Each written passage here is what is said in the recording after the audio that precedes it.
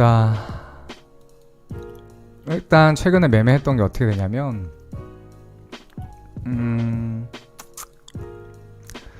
1900에서 숏을 들어갔어요. 1900에 숏을 들어갔고, 그때 1900 숏을 들어갔던 근거는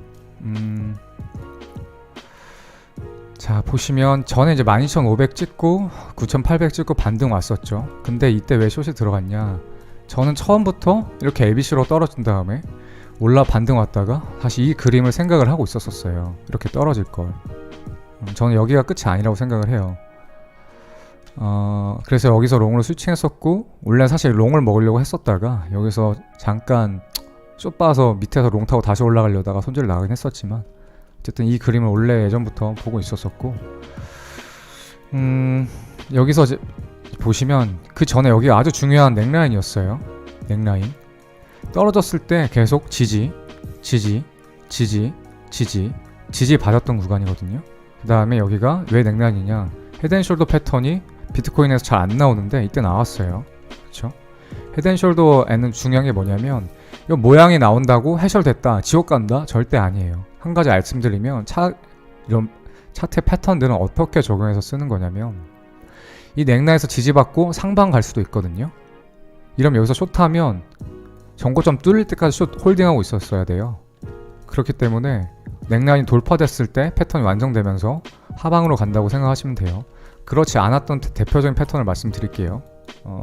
옛날 과거 차트 보시면 해솔이 언제 나왔었더라.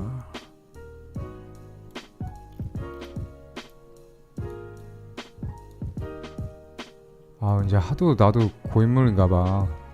하도 차트 그랬더니 이때다. 이때 사람들이 그때 되게 많이 이야기가 있었어요. 이때 해솔이라고 이때 이야기 있었거든요. 숄더, 헤드, 숄더 지지받고 올라가 버리면 아무 소용이 없어요. 그래서 미리 숏하는 게 아니고 언제? 넥라인이 뚫리면 그때 숏을 들어가는 거예요. 그럼 넥라인이 뚫리면 어떻게 되느냐?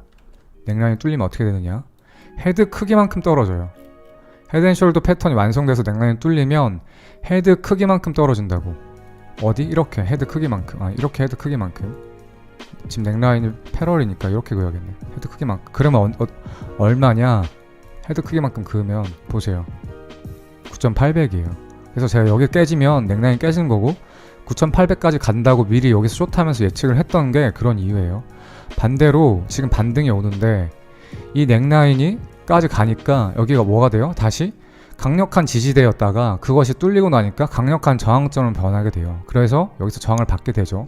그렇기 때문에 떨어질 거라고 생각을 했어요. 여기서부터 예측을 했고, 또 그 전에 제가 여기서도 숏을 탔었는데 그 이유는 4시간봉 RSI를 보시면 가격이 고점에 올라갔는데 RSI가 떨어졌어요. 이 말은 가격은 올랐지만 RSI는 못 올리는 거는 하락 다이버런스거든요. 이 말은 뭐냐, 큰 추세 전환 의미예요. 보통 4시간봉 기준으로 이 정도 기울기의 다이버런스가 나오면 추세가 크게 전환되거든요. 그래서 여기서 다이버런스가 있었기 때문에 추세가 크게 전환될 거라 생각했고, 최근 추세는 이 상승 트렌드였어요. 이 상승 트렌드를 깨면서 하락 추세가 나올 거라 예측을 했었습니다. 그렇고 피보나치 찍어보면 여기가 정확하게 0.55 구간이거든요. 0.5 넥라인과 겹쳐요. ABC로 떨어졌었을 때 ABC로 올라가면 보통 0.5 구간에서 많은 저항을 받곤 합니다. 물론 618까지 갈 때도 있어요. 횡보 메타에선 618이 많이 가고, 지금처럼 하락 반등 할 때는 0.5가 많이 가거든요. 그래서 이 피보나치 0.5 저항도 받고 있죠. 4시간봉 하락 다이버런스 걸려 있죠. 넥라인 저항 받고 있죠.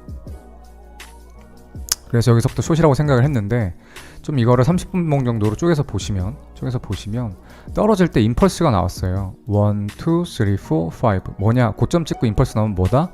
반등, ABC 반등 나와서 또 떨어진다. 어떻게 됐냐, 그래서 보시면 1, 2, 3, 4, 5 ABC 1, 2, 3, 4, 5 임펄스 나왔죠. 이랬기 때문에 여기서도 또 숏을 본 거예요. 여기서 숏 타서 내려와서 롱으로 스위칭해서 올라와서 숏 타고 내려와서 익절했습니다.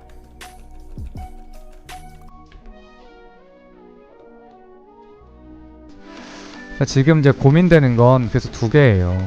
그리고 최근에 떨어졌었는데 제 생각에는 임펄스가 다 나온 것 같아요. 아닐 수도 있고 임펄스도 있고.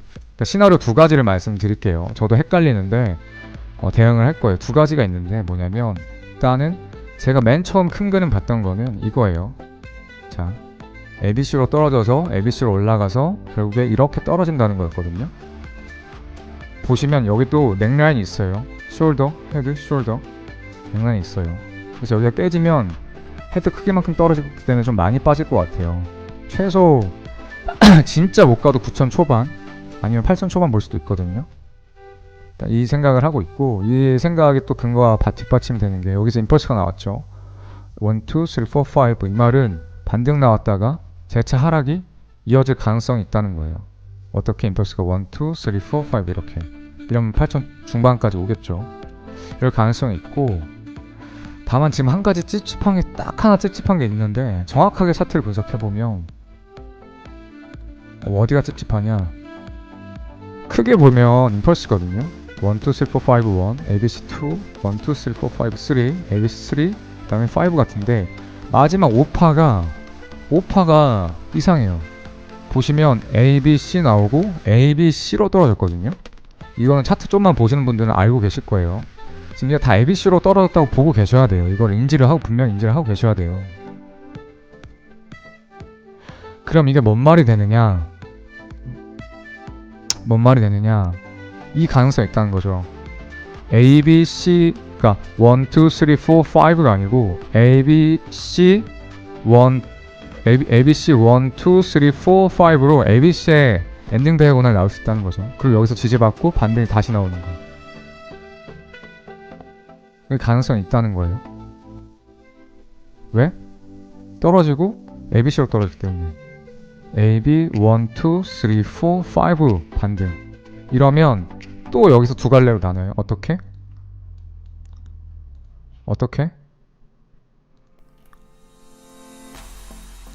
자, 반등이 나왔었을 때 이렇게 반등이 나오고 이렇게 떨어질 수도 있고, 반등이 나오고 이게 여기까지 갈 수도 있어요. 어떤 식으로? A, B, C로 여기까지 갈 수도 있어요. 한 전체 618 부근 한 11,600, 700 이 정도까지 갈 수도 있어요. 그리고 여기서 떨어질 거라 생각해요. 어쨌든 저는 여기는 무조건 간다고 생각해요. 9천 초반, 8천 후반은 무조건 간다고 생각하는데, 다만 떨어지는 게 저의 관심사는, 전 돈을 벌어야 되잖아요. 수익을 내야 되잖아요. 매일매일. 제 관심사는 여기서 떨어지느냐, 여기서 떨어지느냐예요. 저는 여기 12,000보다는 여기가 먼저라고 여기서부터 항상 생각하고 있었어요. 그래서 여기서도 숏을 탔고, 반등 왔을 때 숏을 탔고, 여기서도 숏을 탔죠. 왜? 계속 이렇게 생각하고 있기 때문에. 다만 헷갈리는 건 여기서부터 뚫릴지 아니면 한 번 더 반등 나왔다가 뚫릴지, 이건 저도 정확히 몰라요. 확실한 건 전 여기 간다는 생각은 확신은 있어요. 다만 여기서 뚫릴지, 한 번 더 반등 왔다 뚫릴지, 요게 초미의 관심사예요. 왜냐면 제가 트레이더고 선물하는 사람이라서 여기서 숏을 타서 레버리지를 한 3-4번만 쓰더라도 여기 가면 계좌가 손해가 엄청나요. 이렇게 올라가 버리면. 그럼 안 되겠죠. 정확하게 분석을 해서 여기라고 생각하면 반등 나올 때 숏을 타서 이 8,000 내려가는 무빙을 수익을 먹어야 될 거고, 그렇지 않으면 올라가는 롱 반등을 봐야겠죠. 근데 저도 지금 헷갈려요. 왜 헷갈리느냐, 아까 말씀드린 것처럼 이게 지금 얼핏 보면 1, 2, 3, 4, 5 나온 것 같죠. 근데 그게 아니고 5파가 ABC로 떨어졌기 때문에 ABC 연장돼서 이스펜딩이래. 엔딩 다이아고널로 ABC 1, 2, 3, 4, 5 이럴 수 있어요. 엔딩 다이아고널이 뭔지 모르는 사람들은 구글에 엔딩 다이아고널 검색해보세요. 또 지난 라방에 설명한 것도 있으니까 그것도 보시고.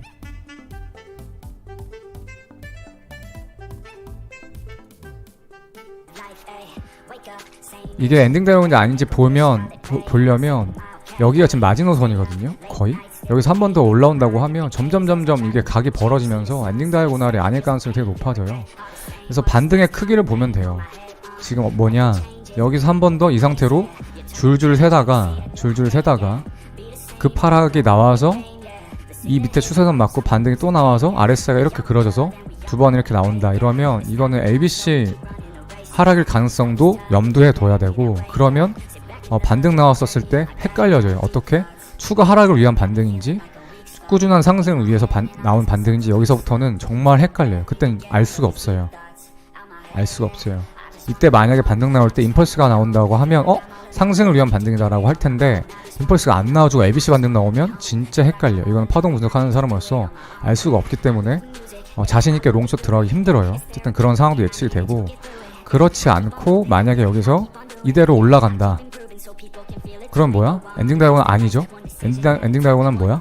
이렇게 점점 끝이 좁아지는 거야. 삼각형 모양으로. 그러면서 내려가가지고 다이버스가 뜨고 여기서 급반등이 나오는 거거든요.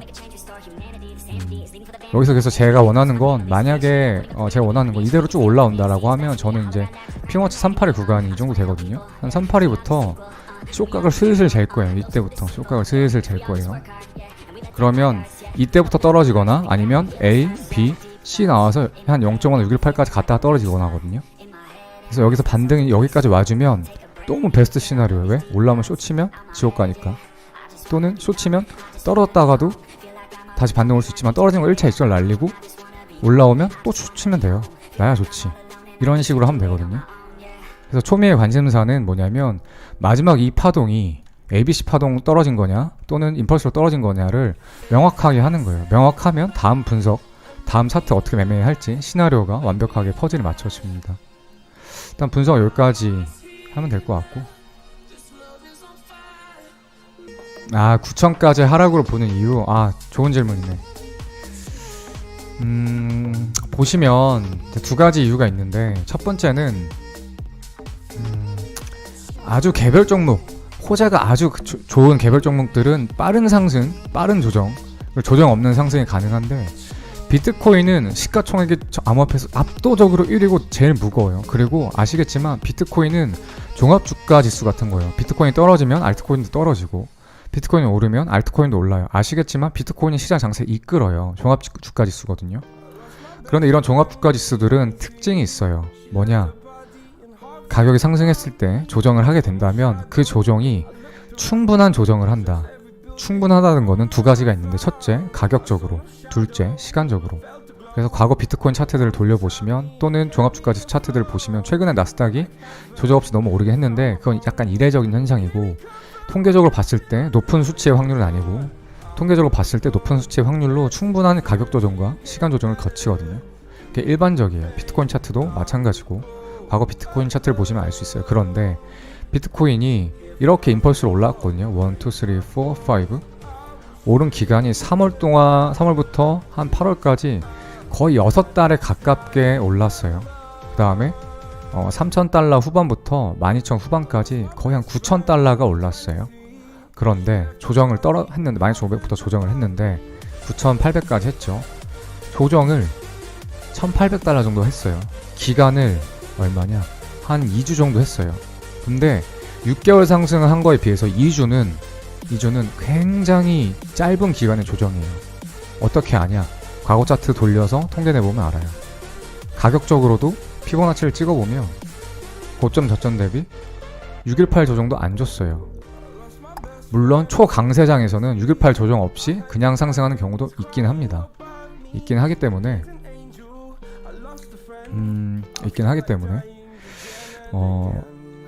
있긴 한데, 일반적으로, 그러니까 우리는 확률 싸움을 해야 되는 거거든요. 저도 100%는 몰라요, 절대. 그렇기 때문에 항상 손절을 치는 거고, 100%는 몰라요. 근데 어떻게 해야 되냐? 트레이더는 확률 높은 자리에 들어가면 돼요. 확률 높은 거에 베팅을 하면 돼요. 어떻게? 분석에 의해서, 근거에 의해서, 통계에 의해서. 그게 트레이더예요. 근데 기간적으로도 가격적으로도 너무 짧았다니까 생각하는 게 첫 번째고, 두 번째는 더 중요한 건데, 이게 뭐 짧게 조정하고 신고가 갱신할 수도 있죠. 그럴 수 있어요. 그럼 뭐냐? 충분히 조정이 끝나고 다음 상승 파동이 나오면 첫 파동은 무조건 임펄스 파동은 나오거든요. 이게 1파가 끝났고 2파 조정이 끝났고 3파, 1파, 2파, 3파에 3, 4파 이렇게 나온 거면 첫 파동 임펄스로 나와야 되는데, 여기가 임펄스가 아닌 것처럼 보여요. 일단 저점이 여기예요. 저점이 여기예요. 첫 파동이 임펄스가 안 나왔어요. 다만 저점이 여기가 아니고 CME 선물 차트처럼 여기라고 생각하고, 그 다음에 잘 나오지 않은 러닝 플랫이 여기서부터 이게 1파고 여기 ABC로 떨어졌다고 생각을 하고, 그 다음에 3, 4, 5파가 나왔다고 생각하면, 그럼 이거를 임펄스로 볼 수도 있어요. 그러면. 근데 낮다는 거죠. 그러니까 확률 싸움을 해야 되는데 낮다는 거죠. 일단 뭐냐? 여기가 꼬리가 여기가 저점이 아니라고 무시해야 돼요. 논외로 예외 처리를 해야 돼요. 두 번째, 이게 지금 1파동을 보시면 1파동도 아마 임펄스가 아닌 것 같긴 한데 잠깐 저도 다시 한번 볼게요.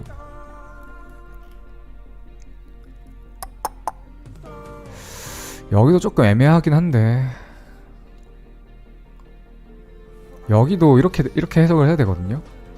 1, 2, 3, 4, 5 그 다음에 A, B, C에서 1, 2, 3, 4, 5 이렇게 해석해야 되는데 과연 이게 맞을라나 모르겠어요. 그러니까 경험상 통계상 내보면 이렇게 분명히 저점이 있는데 이거는 저점이 여기가 아니야. 카운팅 맞으려면 여기를 해야 돼. 그래서 저점을 함부로 옮기거나 그리고 잘 나오지 않는 러닝 플랫 같은 거 이렇게 카운팅을 해서 하면 이것도 확률이 낮은데 이것도 곱하면 확률이 더 낮아지죠. 그래서 확률 게임상 이거는 그냥 정직하게 ABC 상승 채널을 보는 게 맞는 것 같고 확률 게임상 기간 조정이나 시간 조정이 적었다고 생각을 해요. 근데 저점이 나왔는데 ABC가 나왔다는 건 뭐냐? 저점이 아니라는 거죠. 조정이 끝나면 뭘로 상승해요? 임펄스로 상승하죠. 임펄스로 상승해요. 근데 ABC로 상승했기 때문에 그래서 더 조정이 이어질 거라고 생각을 하고 있어요. 확실한 건 가장 중요한 건데 확실한 건 언제 알 수 있느냐? 이 넥라인이 깨지는지 여부예요. 이 넥라인이 깨지면 이 넥라인이 뭐냐면 그 5월 달에 상승했었을 때 처음에 이제 급락이 한번 나왔었죠. 그때 형성된 저점하고 6, 7월 달에 계속해서 지지받으면서 올라갔던 그 라인이거든요. 그 라인이 지난번에 ABC로 떨어져서 9,000달러 후반까지 폭락했을 때 한 번 더 지지받은 라인이에요. 그렇죠? 여기서 지지를 받냐 안 받냐 굉장히 중요해요. 굉장히. 이게 깨지면 많은 급락을 생각하시면 돼요. 근데 다만 걱정되는 건 이럴 수 있어요. A, B, C로 올라가서 여기서 떨어질 수 있거든요. 이러면 어떻게 돼요? 레프트 숄더, 라이트 숄더, 헤드 앤 숄더 패턴 완성, 그리고 빠질 수도 있다는 거예요. 염두해둬야 돼요. 저도 염두하면서 매매하고 있어요. 그래서 무조건 이거 풀숏이야가 아니고 가능성을 열어두고 여기까지 11,600까지 올라올 수 있겠다라고 가능성을 열어두고 차트를 보시면서 중립기어 놓고 해석하셔야 돼요. 무조건 여기다라고 하시면 안 돼요. 근데 그러면 차트를 앞으로 어떻게 보면 알 수 있느냐? 아까 말씀드린 것처럼 이게 이대로 올라가면 이게 이스펜딩형 엔딩 다이어곤이 아닌 게 되고 하락 임펄스가 1, 2, 3, 4, 5가 나온 거기 때문에 여기서부터 다시 떨어져서 넥라인을 깰 확률이 아주 높아져요. 그래서 그 아주 높은 확률로 베팅을 하는 거예요. 트레이더는 그냥. 만약 무포라면 어느 자를 기다리느냐? 일단 피보나치 382 여기요. 만약 여기까지 반등 온다 치면 여기서 숏 들어갈 발만해요. 왜냐면 지난번에 떨어지다가 매물대를 쌓았거든요. 지금 저항을 어디서 받았냐면 보세요. 지금 매물대 진입하려다가 저항받았거든요. 이렇게 베어 플래그가 나왔었는데 ABC로 떨어지다가 쭉 떨어지다가 ABC로 베어 플래그가 나왔었죠. 그 다음에 지지받았던 라인 그거 보면 여기 깨지면서 이 지지라인 깨지면서 폭락 나왔거든요. 보셔서 아시겠지만 반대로 올라가려고 할 때 지지라인 들어가려고 했었을 때 지금 저항 받고 지금 조정받은 거예요. 재차 올라갈지 반동에 재차 빠질지는 저도 몰라요. 모르지만 최소 저는 여기서 빠지더라도 이렇게 조정받고 A, B, C로 다시 한번 여기까지 올라가지 않을까 싶고 이러면 매물대 상단 저항 받거든요. 여기 매물대예요. 매물대 상단 저항 받을 거예요. ABC 완성하면서. 그래서 여기 숫자를 노려보는 게 좋지 않나 라고 생각해요. 사실 이제 저는 이런